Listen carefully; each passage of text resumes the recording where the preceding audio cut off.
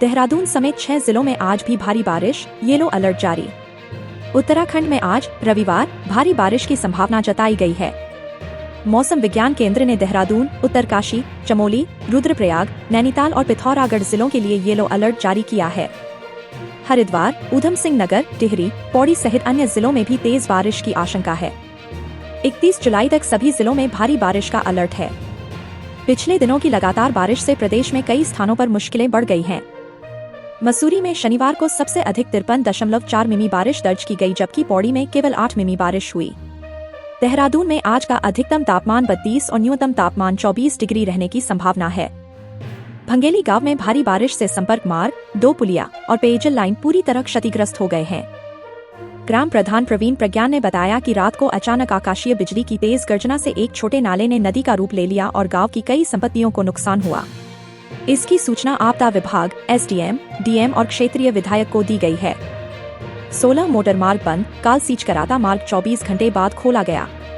कालसीच कराता मोटर मार्ग, जिसे जौनसार बावर की लाइफलाइन कहा जाता है, शनिवार सुबह खोला गया। अन्य 16 मोटर मार्ग अब भी बंद हैं और मलबा हटाने का काम जारी है। इन मार्गों के बंद होने से स्थानीय किसानों और ग्रामीणों को काफी परेशानी हो रही है। रावना पुरोड़ी और बौसान मोटर मार्ग छठे दिन भी बंद रहे। मोटर मार्ग बंद होने से किसान स्थानीय स्तर पर अपनी कृषि उपज बेचकर किसी तरह काम चला रहे हैं। पहाड़ी क्षेत्रों में बारिश ने ग्रामीणों की मुश्किलें बढ़ा दी हैं। लोक निर्माण विभाग अस्थायी खंड साहिया के विभिन्न मोटर मार्ग मलबा आने से बंद हो गए। अधिशासी अभियंता रचना थपलियाल ने बताया कि कालसीच कराता मार्ग को खोल दिया गया। अन्य मार्गों से मलबा हटाने का काम जारी है। लोक निर्माण विभाग पीएमजेएसवाई कालसी क्षेत्र के विभिन्न मोटर मार्ग भी मलबा आने से बंद हैं। सहायक अभियंता आदित्य ठाकुर ने बताया कि रावनापुरोड़ी मोटर मार्ग की मरम्मत जारी है और 2 अगस्त तक मार्ग खुलने की उम्मीद है। डुंगरा मोटर मार्ग के पुश्ते के निर्माण के प्रस्ताव भेजे गए हैं और स्वीकृति का इंतजार है। वैकल्पिक व्यवस्था के तहत लांगापोखरी संपर्क मार्ग से यातायात चलाया जा रहा है।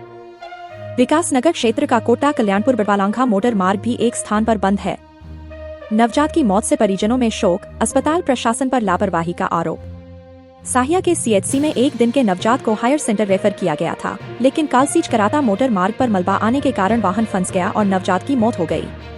परिजनों का कहना है कि यदि समय पर सही जानकारी मिलती तो शायद बच्चे की जान बचाई जा सकती थी। इस दुखद घटना से परिवार सदमे में है। शिक्षक संघ भटवाड़ी के चुनाव, राकेश अध्यक्ष और श्याम सिंह बने मंत्री। उत्तराखंड राजकीय जूनियर हाई स्कूल शिक्षक संघ शाखा भटवाड़ी ने शैक्षिक उन्नयन गोष्ठी व त्रैवार्षिक अधिवेशन का आयोजन किया। राकेश कुमार को अध्यक्ष और श्याम सिंह रजवार को मंत्री चुना गया। इस अवसर पर विद्यालयों में घटती छात्र संख्या पर चिंता व्यक्त की गई और इसे बढ़ाने के उपायों पर चर्चा की गई। उप शिक्षा अधिकारी हर्षा रावत और जिलाध्यक्ष भगत सिंह महर ने गोष्ठी का शुभारंभ किया और शिक्षा की गुणवत्ता में सुधार के लिए प्रयास करने की आवश्यकता पर जोर दिया। उत्तराखंड में भारी बारिश के कारण भूस्खलन और विद्युत आपूर्ति ठप। भारी बारिश के कारण उत्तराखंड के कई इलाकों में जनजीवन अस्त व्यस्त हो गया है। भूस्खलन की घटनाओं से कई स्थानों पर मार्ग बाधित हो गए हैं और विद्युत आपूर्ति भी ठप हो गई है। टिहरी के तोली गांव में भूस्खलन के कारण एक मकान के अंदर मां और बेटी की मौत हो गई।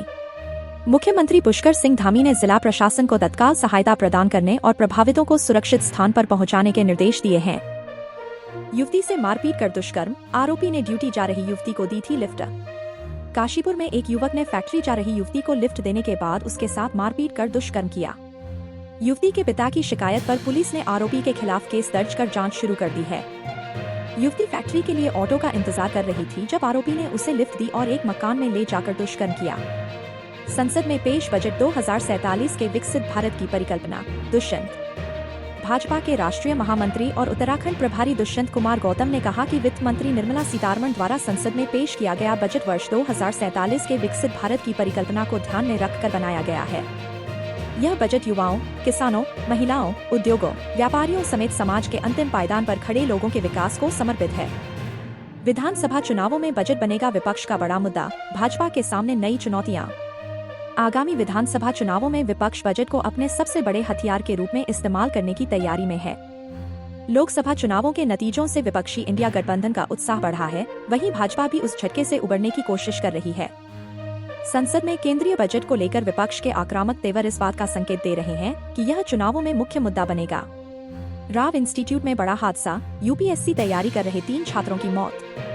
मध्य दिल्ली के ओल्ड राजेंद्र नगर इलाके में स्थित राव इंस्टीट्यूट में भारी बारिश के दौरान बेसमेंट में पानी भर जाने से 3 छात्रों की मौत हो गई। हादसे के समय कई छात्र बेसमेंट में फंस गए थे। दमकल विभाग और एनडीआरएफ की टीम ने बचाव अभियान चलाया और 3 छात्रों के शव बरामद किए। घटना के बाद दिल्ली फायर सर्विस और पुलिस की टीम ने मौके पर पहुंचकर बचाव कार्य शुरू किया। कांवड़ यात्रा पर आतंकी हमले का खतरा, एटीएस तैनात। कांवड़ यात्रा की सुरक्षा को देखते हुए एटीएस की टीम तैनात की गई है। सुरक्षा के कड़े इंतजाम किए गए हैं और ड्रोन से निगरानी की जा रही है। खुफिया एजेंसियों ने आतंकी हमले की आशंका जताई है, जिसके चलते एसएसपी अभिषेक सिंह ने सुरक्षा बढ़ाने के निर्देश दिए हैं। विभिन्न संवेदनशील स्थानों पर एटीएस कमांडो तैनात किए गए हैं। नेपाल विमान दुर्घटना में मारे गए 18 मृतकों में से 17 के शव परिजनों को सौंपे। नेपाल में हुए विमान हादसे में मारे गए 18 मृतकों में से 17 के शव परिजनों को सौंप दिए गए हैं। त्रिभुवन अंतर्राष्ट्रीय हवाई अड्डे से पोखरा जाते समय सौर्य एयरलाइंस का विमान दुर्घटनाग्रस्त हो गया था। विमान में सवार 19 लोगों में से 18 की मौत हो गई थी। यमन के नागरिक अरेफ रेडा का शव अभी बरामद नहीं हुआ है। और अब रोजगार समाचार। यूपी पुलिस भर्ती में अग्निवीर आरक्षण लागू होगा। यूपी सरकार ने राज्य की सरकारी नौकरियों में अग्निवीरों को आरक्षण देने की घोषणा की है। हालांकि यूपी पुलिस कांस्टेबल भर्ती 2024 में यह नियम लागू नहीं होगा। अग्निवीरों के पहले बैच की ज्वाइनिंग 2023 में हुई थी और उनके 4 साल पूरे होने के बाद ही उन्हें आरक्षण का लाभ मिल सकेगा। रेलवे में 8000 जेई की होगी भर्ती। रेलवे भर्ती बोर्ड ने जूनियर इंजीनियर जेई पदों के लिए अधिसूचना जारी कर दी है।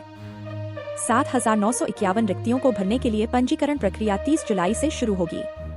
आवेदन प्रक्रिया 29 अगस्त तक चलेगी और 30 अगस्त से 8 सितंबर तक आवेदन सुधार विंडो खुली रहेगी। देश और दुनिया की ताजा खबरों एवं रोजगार की अपडेट सबसे पहले पाने के लिए ओहो न्यूज से जुड़ें।